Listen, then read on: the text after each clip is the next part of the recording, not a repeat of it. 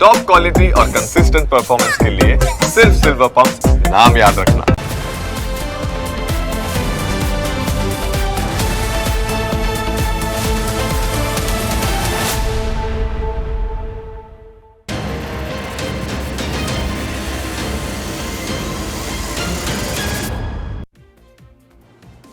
અમદાવાદમાં પોતાની જાતને મહાન માનતા ગુનેગારો સુધરી જજો, નહીં તો પોલીસ તમારી બધી ચરબી ઉતારી નાખશે। હજુ તો થોડા દિવસ પહેલાં જ વડોદરામાં પોલીસે એક ગુનેગારને ગોળીનો સ્વાદ ચખાડ્યો હતો। ત્યાં ફરી એકવાર અમદાવાદ પોલીસે પણ આરોપી ઉપર ગોળીબાર કરવાની ફરજ પડી છે। એક રીઢા ગુનેગારે જેસીપી શરદ સિંગલ ઉપર હુમલો કરતા તેમણે પણ સ્વ બચાવમાં ફાયરિંગ કર્યું। આ હુમલામાં શરદ સિંગલને હાથના ભાગે ઈજા પહોંચી, જ્યારે આરોપીને પગમાં ગોળી વાગતા તેને સારવાર માટે હોસ્પિટલમાં દાખલ કરાયો।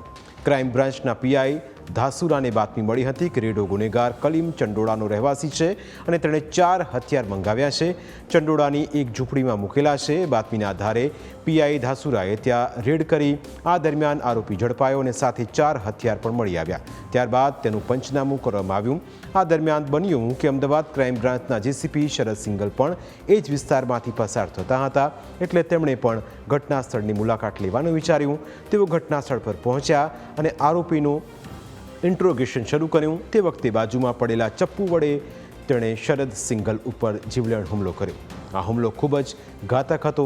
જેવો આરોપીએ ચપ્પુ વડે હુમલો કર્યો કે શરદ સિંગલે હાથ વચ્ચે લાવી દેતા તેમને હાથ ઉપર ગંભીર ઈજા પહોંચી।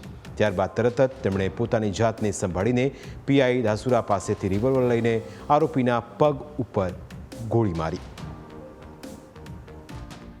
અને સ્વાભાવિક છે કે હું એનું ઇન્ટેરોગેશન જ્યારે કરતા હતા ત્યારે એને બાજુમાં જો રસોડામાં ચક્કુ વાપરે છે એવા પડ્યા હતા। એને મારા ઉપર અટેક કર્યો।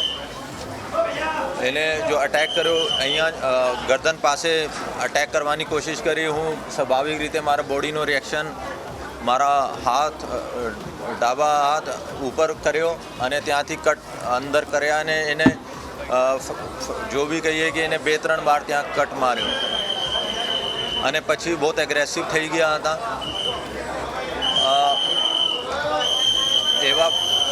એવા પણ જાણવા મળ્યા છે કે એને ડ્રગ્સ પણ લીધી હતી। જો કે કેટલાક લોકોએ એવો સવાલ ઉઠાવ્યો કે ગુનેગારો એટલા બળવાન થઈ ગયા છે કે તેઓ હવે જેસીપી જેવા ઉચ્ચ પોલીસ અધિકારીઓને પણ નથી ગાંઠતા। તો તેનો જવાબ એ છે કે જે સમયે આ ઘટના બની તે સમયે શરદ સિંગલ ખાનગી ડ્રેસમાં હતા, જેથી આરોપીને પણ ખ્યાલ ન હતો કે તેમની સામે તે બેઠા છે તે કોણ છે, અને એટલે જ તેણે આવી હિંમત કરી અને તેનું પરિણામ પણ તેને ભોગવવું પડ્યું।